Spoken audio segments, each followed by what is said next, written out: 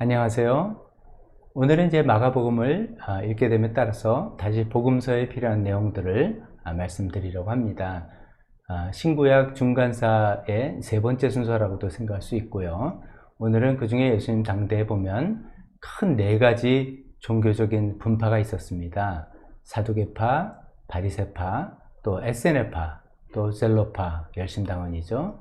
이 네 가지 분파가 있었는데 그들이 이제 특징이 뭐며 어떻게 해서 이런 분파가 만들어졌는지 이런 것들에 대해서 설명을 해드리려고 합니다.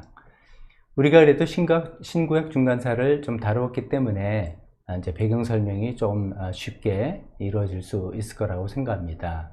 이런 분파가 생긴 그 배경은 알렉산더 대제 이후에 네 왕국으로 나눠지면서 셀루쿠스 왕조의 말대에서 말씀드렸죠.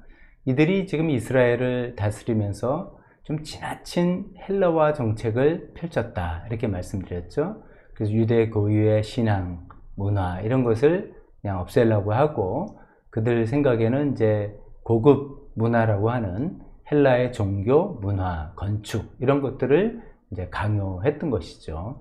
거기에 대해서 이제 반발이 일어나서 마카비 혁명이 일어나고 그것이 성공을 거둬서 결국 하스몬 왕조로 이어졌다라는 말씀을 기억하실 것입니다. 그들이 이제 헬라화 정책을 펼치면서 유대인들한테 굉장히 반발이 심했던 것 중에 하나는 대제사장을 누구로 세우느냐 였던 것입니다. 즉 대제사장이 이제 모세 율법에 의하면 어떤 사람을 세울 수 있습니까? 레위 지파에만 세울 수 있는 것이고 레위 지파 중에서도 아론의 후손들 그렇게 했죠. 그래서 쭉 세우다가 다윗 왕조 때부터는 이제 사독 계열의 사독이란 사람의 계열의 사람들이 대대로 이제 대제사장이 되었던 것입니다. 그리고 대제사장은 한 번 임명되면 종신제예요. 죽을 때까지 계속 그 역할을 수행하는 것이었죠. 그런데 이제 이런 정치적인 혼란기를 맞이하면서 셀루쿠스 왕조에서 자기 입맛에 맞는 사람을 대제사장에 세운 것이죠. 그런 것들이 이제 경건한 유대인들 입장에서는 받아들이기 굉장히 힘들었던 그런 것입니다. 그래서 이제 안 되겠다 생각하고 그 마카비 혁명에 동조해서 그 이제 경건주의자들을 하시딤이라고 말씀드렸죠. 이들은 진짜 율법을 위해서 하나님 말씀을 위해서 희생을 각오하는 사람들이었죠. 그래서 많은 사람들이 하시딤이 동조해서 마카비 혁명이 성공할 수 있었던 것입니다. 그렇게 해서 이제 성공을 해서 하스몬 왕조로 이어졌는데 하스몬 왕조는 지난번에 말씀드렸지만 왕과 대제사장을 겸직하는 그런 제도였다고 말씀드렸습니다. 그러니까 이제 이 하스몬 왕조는 레위 지파는 맞는데 이들도 적법한 대상자는 아니었거든요. 근데 이제 왕뿐만 아니라 대제사장도 이들이 겸직을 하게 되다 보니까 거기에 대해서 또 이제 하시됨이 좀 불만이 생겼고 이것은 좀 아니다라는 생각을 갖게 된 것입니다. 그래서 이제 이에 반발해서 그러니까 적법하지 않은 대제사장의 임명에 대해서 반발해서 나온 사람들이 바리새파 사람들이죠. 바리새파 사람이 바리새라는 뜻은 이제 불리하다라는 그런 뜻을 갖고 있습니다. 반면에 아니 뭐 그거 좀 어떠냐, 제가 이제 쉽게 말씀드리면 좀 어떠냐 하면서 오히려 정치 권력에 합세를 한 사람들, 같이 손을 잡은 사람들이 사두개파 사람들입니다. 사두개란 이름은 말씀드렸던 사독 계열의 제사장, 대제사장이었죠. 그 사독이라는 그 단에서 유래했다고 합니다. 이 사두개파 사람들은 그렇기 때문에 대제사장들을 계속 여기서 배출했던 것이죠. 그 다음에 이제 이런 현실을 보고 썩을 대로 썩었구나, 여기에는 도저히 소망이 없다, 이런 성전 제도는 틀려먹었다 라고 생각해서 아예 외곽으로 광야로 가서 거기서 자기 나름대로의 공동체를 형성하고 거기서 메시아가 오기를 기다렸던 그런 사람들이 에세네파이죠. 에세네파는 성경에는 에세네파 이렇게 나온 적은 없습니다만 아무래도 침례 요한이 에세네파 사람이 아니었을까 이렇게 생각을 하고 있고요. 그 다음에 역사적으로는 이들의 여러 이제 공동체가 있었는데 그 중에 쿰난 지역에 모였던 쿰난 공동체 그 유적에서 그 유명한 사해 문서가 발견되기도 했습니다. 이 사해 문서에 대해서는 다음 기회에 또 말씀 말씀드리도록 하죠. 그 다음에 네 번째, 이거는 이제 예수님 당대로 로마의 지배를 받은 다음에 이어졌는데, 이때 이제 우리나라는 정말 이 로마 지배에서 벗어나야 되는데 무력으로, 우리의 힘으로 이기는 수밖에 없다라고 해서 무력 봉기를 준비하고 꾀했던 그 젤로파 열심당원들이 있었죠. 지난번에 말씀드리기는 이들이 주도해서 결국 AD 66년서부터 70년도에 전쟁을 일으키고 한때는 예루살렘을 탈환해서 왕국을 세우기도 했지만 결국 70년대에 완전히 예루살렘이 또 이스라엘이 멸망했다. 그 멸망을 자초하는 데 주도적인 역할을 한 사람들이 이 열심당원이었다. 이렇게 말씀드렸습니다. 이렇게 이제 네 가지 분파가 생겼습니다. 결국 이제 신구약사에서 다루는 그 하스몬 왕조 때 이런 출발들이 다 있었다는 것이죠. 이 하스몬 왕조 때 이 사두개파 사람들과 바리새파 사람들이 큰 권력 다툼을 많이 했습니다. 권력 투쟁이 아주 극심해지자 그 왕들은 안 되겠다. 이것을 우리가 컨트롤 못하고 다른 사람의 도움을 받아야 되겠다라고 해서 끌어들인 세력이 로마였습니다. 로마에게 중재를 요청했던 것이죠.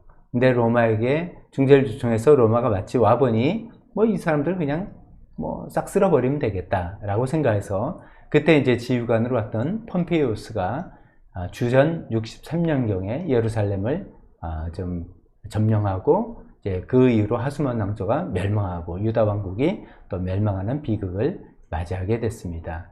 그 후에 로마가 자기가 직접 통치하지 않고 이두메 사람이라는 것은 예전 이제 에돔 사람이란 뜻입니다. 이두메 사람인 안티파테르라는 사람에게 네가 다스려라 라고 권리를 줬던 것이죠. 그 안티파테르의 아들이 그 유명한 헤롯 대왕이 되는 것이죠. 이런 것들이 이제 유대인한테는 굉장한 굴욕이었습니다. 이방인들이 그동안 우리가 낮게 취급하던 이방인들의 지배를 받게 되었는데 이 모든 것들이 사두개파 사람들과 바리새파 사람들의 그 권력 투쟁으로부터 비롯된 것이라고 볼 수 있습니다. 참 불행한 결과였던 것이죠. 자, 이런 배경을 가지고 이제 여러 분파들이 이제 출발하게 됐는데 오늘은 그냥 사두개파 사람들과 바리새파 사람들 두 그룹만 좀 중점적으로 말씀드리겠습니다. 사두개파 사람들에게 먼저에 대해서 먼저 말씀드립니다. 옆에 이제 표를 보시면 이들은 이제 성전 중심의 활동을 했던 사람들입니다. 아무래도 대제사장들이 배출되었고 그렇기 때문에 성전 중심이었고요. 율법을 당연히 중시했죠. 모세율법입니다. 중시했는데 세 번째로는 바리새파 사람들과 달리 이들은 율법만 인정했습니다. 그게 무슨 말이냐면은 바리새파 사람들은 전통과 장로의 유전 이런 것들을 굉장히 또 인정을 했는데 사두개파 사람들은 그런 것은 인정하지 않았던 것입니다. 이 사람들은 아무래도 권력을 좀 추구하는 사람들이고 그 당시에 세계적인 흐름이라고 할 수 있는 헬레니즘, 그것은 이제 알렉산더로부터 시작해서 로마도 헬레니즘이라고 이제 문화적으로는 이야기할 수 있습니다. 그런 것을 그냥 받아들였던 사람들입니다. 그래서 진보주의라고 볼 수 있는 거고요. 그런 면에 있어서 그 다음에 4대주의, 권력을 쫓아서 권력을 추구하는 사람들의 성향을 갖고 있습니다. 그래서 그 당시 하스몬 왕조하고도 결탁하고 나중에 로마하고도 결탁을 했던, 그래서 자기들의 권리를 잘 보장받았던 그런 사람들입니다. 그럼 마지막에 이 사람들은 이제 아무래도 귀족층, 소수 귀족층이고 여기서 대제사장들을 계속 배출했던 그런 사람들입니다. 이런 이제 사두개파 사람들에 대한 이해를 좀 또 하나 돕고 싶은 내용 중에 하나는 복음서를 읽다 보면 좀 묘한 구절이 나옵니다. 대제사장들이라는 구절입니다. 상식적으로 생각하면 대제사장은 한 명밖에 없는 것이죠. 대통령이 한 명밖에 없는 것처럼요. 근데 계속해서 복음서는 대제사장들이라고 복수로 기록하고 있습니다. 예를 들면 누가복음 3장 2절에 이렇게 기록되어 있습니다. 안나스와 가야바가 대제사장으로 있을 때에 하나님의 말씀이 광야에 있는 사갈의 아들 요한에게 내렸다. 침례 요한의 활동 시기를 안나스하고 가야바가 대제사장으로 있을 때, 이 두 사람이 동시에 대제사장에 있었단 말인가? 이런 궁금증을 자아내게 하는 것이죠. 또 마가복음 14장 10절에 이렇게 되어 있습니다. 12제자 가운데 하나인 가룟 유다가 대제사장들에게 예수를 넘겨줄 마음을 품고 그들을 찾아갔다. 이 마가복음 본문뿐만 아니라 대부분 다 대제사장들이라고 표현되어 있습니다. 이것은 왜 그런가 하면은 이제 대제사장의 이제 앞에 나온 이름이 안나스와 가야바 나오죠. 안나스가 사실은 전임 대제사장입니다. 예수님 당대 전임 대제사장이에요. 이게 원래 이 사람들이 이제 아까 말씀드린 것처럼 대제사장은 아론의 후계 사독 계열해야 되고 종신제잖아요. 근데 이게 이미 이제 그전에는 시리아 정부, 지금은 셀루쿠스 정부, 지금은 로마 정부에서 그냥 어용 고위직이 된 것입니다. 그래서 그냥 로마 정부가 마음에 드는 사람 세워놓고 아니면 뇌물을 많이 갖다 준 사람 세워놓고 그 다음에 임기제로 해서 돌렸던 것입니다. 그래서 이제 안나스가 전임 대제사장인데 이 사람이 이제 자기 후임이 누구냐면 자기 사위예요. 가야바가 자기 사위니까 그냥 현직은 물러났지만 영향력은 아직도 크게 갖고 있는 것입니다. 그래서 당대 사람들은 다 그걸 아는 것이죠. 안나스가 그래도 아직도 실권을 갖고 있는 대제사장이야. 뭐 이렇게 알려진 것이죠.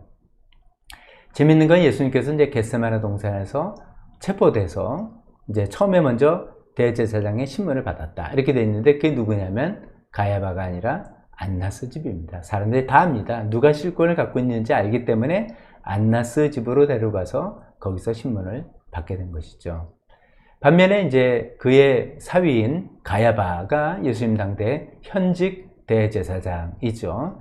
이 사람은 이제 예수님 당대부터 시작해서 초대교회, 우리 사도행전에 나오는 초대교회 시절까지 전부 다 대제사장의 직위를 갖고 있었습니다. 그러니까 이제 예수님을 처형했다든지 스데반의 순교라든지 이런 것에 전부 다 책임을 받고 있는, 지고 있는 사람이겠죠. 이 사람이 한때 이제 예수님 하나 잡아들이면 되는 거다라는 식의 말로 한 사람이 온 백성을 위하여 죽는 것이 유익하다라고 했던, 자기도 모르게 악인이 예언을 했던 그런 장본인이기도 했습니다. 자, 이런 사람들, 이게 다 이제 사두개파 사람들인데요. 이런 사람들이 한 무리를, 소수의 무리지만 많은 실권을 갖고 있었고요. 또 다른 무리는 이제 그 유명한 바리새파 사람들입니다. 바리새파 사람들은 이제 사두개파와 비교하면 또 다른 특징을 갖고 있죠. 이들은 성전 중심이 아니라 회당 중심이죠. 성전은 이제 바리새파 사람들이 장악하고 있으니까 전국 각지에 형성되어 있는 회당을 중심으로 그들의 신앙생활, 종교활동을 했고 영향력을 행사했던 사람입니다.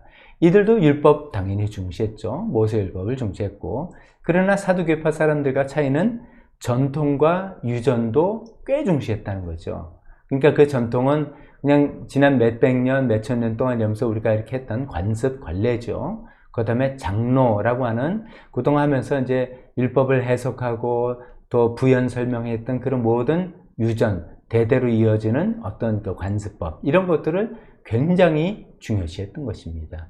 그래서 사실 이제 예수님께서 바리새파 사람들을 질타하실 때, 책망하실 때 많은 부분들은 그들이 이 전통과 유전을 지킨다고 하면서 자신은 율법에 기록된 하나님의 심정과 마음과 의도를 왜곡했던 것, 그런 것들을 책망했던 것입니다. 손 씻는 정결례만 해도 그런 것이죠. 이런 거 그렇게 자세하게 과도하게 율법에서는 요구된 게 아닌데 장로들의 유전과 전통에 의해서 굉장히 과도하게 요구된 걸, 그런 걸 절두철미하게 지키고 또 지켜야 한다고 강요했던 것이죠.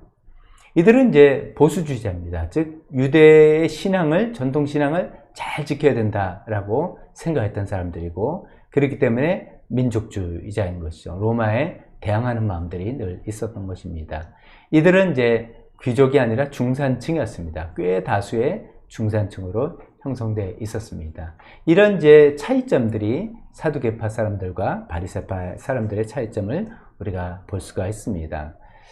이들이 이제 민족주의자고 보수주의자다. 그래서 반로마적인 행동을 했다라고 말씀을 드렸는데, 이들이 이제 결정적으로 나중에 AD 70년에 예루살렘이 멸망했던 그때 그 어간에 이들은 큰 변신을 합니다. 이건 아무래도 승산이 없다. 이러다간 우리 유대교 신앙 전체가 전멸될 것이다 라는 판단 아래 은밀히 로마 당국과 접촉을 해서 자기들의 신변의 안전을 약속받습니다. 그리고 피신 나와서 얌니아라는 곳으로 가서 거기서 종교 공동체를 새로 만들게 되는 것이죠. 거기서 이제 지난번에 말씀드린 것처럼 성경의 목록, 우리가 구약의 39권이라 하는 성경 목록도 지정을 하고 거기서부터 완전히 기독교, 나세렛파하고 완전히 결별을 하게 되고 독자적인 이제 유대교를 형성하는데 이것이 이제 우리가 아는 오늘날의 유대교죠. 즉 회당 중심이고 율법서 중심이고 등등 하는 우리가 아는 유대교를 만들어낸 그 전에 이제 사두개파 사람, 그다음에 에세네파 사람들, 젤로파 사람들은 전부 다 70년의 예루살렘 멸망과 함께 사라지고 바리새파 사람들만 남게 된 것입니다. 예, 바리새파 사람들을 설명하면서 참고로 말씀드린 것은 그 성경이 또 나오는 서기관과 율법학자, 어떤 때는 이제 서기관, 어떤 곳에는 율법학자 이렇게 번역되어 있는데 이 사람들에 대한 설명을 말씀드리죠. 이 사람들이 이제 대부분 바리새파 사람들입니다. 그 아까 말씀드린 특징을 가지고 활동하는 사람들인데 이 사람들의 주 업무는 율법을 연구하고 그 다음에 율법에 의한 규칙들을 만들고 그래서 사람들이 일상생활에서 어떻게 적용해야 할 것인지를 가리키는 그런 역할을 했습니다. 랍비도 이런 이제 율법학자, 서기관에 포함된다고 볼 수가 있겠죠. 그래서 이들은 그 자체 기관인 사내들인 공의회에 많은 의원으로 속하기도 했습니다. 이들은 이제 율법을 이제 철두철미하게 연구했기 때문에 그런 일이 있었죠. 헤롯 대왕 때 동방 박사들이 와서 유대인의 왕으로 나시니까 어디 있느냐, 우리가 그를 찾아서 경배하러 왔습니다. 난리가 났었죠. 그래서 헤롯 대왕이 제사장들과 율법학자들을 불러놓고 어디냐, 어디서 탄생되기로 돼 있냐 라고 했더니 금방 대답했습니다. 미가서 말씀에 의해서 베들레헴입니다 라고 이야기할 정도로 율법에는 철두철미하게 연구했던 사람들이죠. 그대로 살아가지를 못해서 문제긴 합니다만. 자, 그런데 이제 이 바리새파 사람들에 대해서 우리가 생각한데 본다면 예수님과 굉장히 많은 충돌이 있었던 사람들이 바로 이 바리새파 사람들이죠. 사실 이제 예수님이 사두개파 사람들과 충돌한 것은 많지 않습니다. 사두개파 사람들은 헤롯 땅이라고도 부르기도 합니다. 왜냐하면 이제 이들과 충돌할 일이 없어서라기보다는 예수님 입장에서는 이들에게는 기대가 없었던 겁니다. 사두개파 사람들은 완전히 이제 기대가 없는 것이죠. 그래서 대제사장의 법정에서도 어떻게 대화를 하고 입을 딱 다물고 묵묵부답으로 대응했던 그런 것이옵니다. 반면에 바리새파 사람들과는 많은 대화가 있었고 많은 갈등이 있었던 것입니다. 그래서 예수님이 신랄하게 비판을 했었던 것이죠.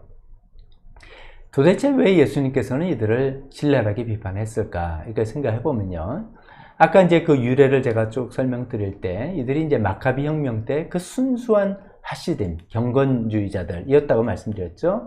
헬레니즘 정책에 대항해서 우리 고유의 유대교 신앙, 하나님 믿는 신앙을 지키기 위해서 목숨을 아끼지 않았던 그런 사람들입니다. 그런 순수한 사람들이었습니다. 그런 사람들의 명맥을 잇는 사람들이 사실은 바리새파 사람들인데 그때로부터 이제 한 200년이 지난 예수님 당대쯤에는 이들이 많이 변질되고 타락했던 것입니다. 그래서 침례 요한은 이들을 보고 독사의 자식들아 라고 정말 책망을 하기도 했던 것이죠. 어떤 면에서 타락하고 변질했는가? 아까 잠깐 말씀드린 것처럼 모세 율법, 하나님께서 주신 율법 외에도 그런 장로의 유전과 전통들을 지나치게 강조하고 여기 집착했던 것입니다. 그래서 하나님의 마음으로부터는 점점점 멀어지고 어떤 형식주의, 우리가 율법주의라고 부르는 그런 것에 빠지게 됐습니다. 그래서 그들이 요구하는 자기 스스로뿐만 아니라 백성들에게, 민중들에게 요구하는 그 율법의 짐이 너무너무나 과도해서 일반 사람들은 정말 가난한 사람들을 지킬 수 없는 그런 것까지도 요구했던 것이죠. 너무 무거운 짐을 백성들에게 지었던 것입니다. 또 이게 참 아리송한 일인데 예수님 말씀에 의하면 이들이 돈도 굉장히 밝혔다라고 이야기하고요. 그 다음에 민중의 그 인기를, 그래서 날 외식하는 모습으로 예수님께 책망받지 않았습니까? 인기를 이제 의식했는데 그 인기가 예수님께로 점점 넘어가니까 시기해가지고 그렇게 원수였던 사두개파 사람들과 손을 잡고 예수님을 죽이려고 모의를 했던 사람들입니다. 그렇긴 해도 바리새파 사람들에 대해서 예수님은 기대가 있었던 것 같습니다. 이들이 사두개파 사람들이나 또 열심당함보다는 그래도 뭔가 좀 더 말이 통하고 좀 이렇게 가능성이 있었기 때문입니다. 그래서 예수님은 바리새파 사람들이 집으로 초대하면 응했어요. 그들 집에 가서 또 대화도 하고 이야기도 하고 질문에 일일이 대답하기도 했습니다. 바리새파 사람들 중에 예수님의 제자가 된 사람들도 여럿 있습니다. 그 중에 대표가 바로 니고데모이죠. 그 다음에 이런 얘기도 있죠. 예수님께서 가장 큰 계명으로 하나님을 사랑하고 이웃을 사랑하라는 그 이야기, 마가복음 12장에 나오는 그 부분을 보면 그때 그 얘기를 탁 하니까 바리새파 율법학자의 반응이 나오는데 그 사람이 선생님, 옳은 말씀입니다. 예수님께서 그 말씀하신 그 두 가지 그것이 모든 번제와 희생제사보다 더 낫습니다. 잘 이해했던 것이요, 이 사람도. 그러니까 예수님께서도 그가 슬기롭게 대답하는 것을 보시고 너는 하나님 나라에서 멀리 있지 않다. 즉 바리새파 사람 중에서 정말 하나님 나라에 가까운 사람들이 꽤 있었다는 것입니다. 그러나 이제 대부분은 예수님께서 그렇게 지적하고 예수님 이제 기대가 이제 그런 거, 이들이 정말 돌아오면 뭐 그런 기대였을지 모릅니다. 하나님이 온전한 나라를 세울 수 있다라고 생각하셨는지 몰라서 자꾸만 초대도 응하시고 질문에도 대답하시고 책망도 하시고 그렇게 하셨는데 결국 그들은 예수님의 기대를 저버리게 된 것이죠. 그래서 마태복음 23장에 보면 좀 끔찍할 정도로 예수님께서 7번의 저주, 그 바리새파 사람들 아주 신랄하게 비판하며 저주하는 내용까지도 나오게 되는 것이죠. 바리새파 사람들 우리는 이제 율법주의다, 형식주의다 이런 것을 우리가 늘 생각하면서 이런데 우리도 변질되고 타락돼서는 안 되겠다라는 교훈을 가져봅니다. 오늘은 이제 여기까지 이야기하면서 이런 배경을 가지고 복음서를 읽으시는데 또 도움이 되었으면 좋겠습니다. 자, 그럼 또 다음 시간에 뵙겠습니다. 안녕히 계세요.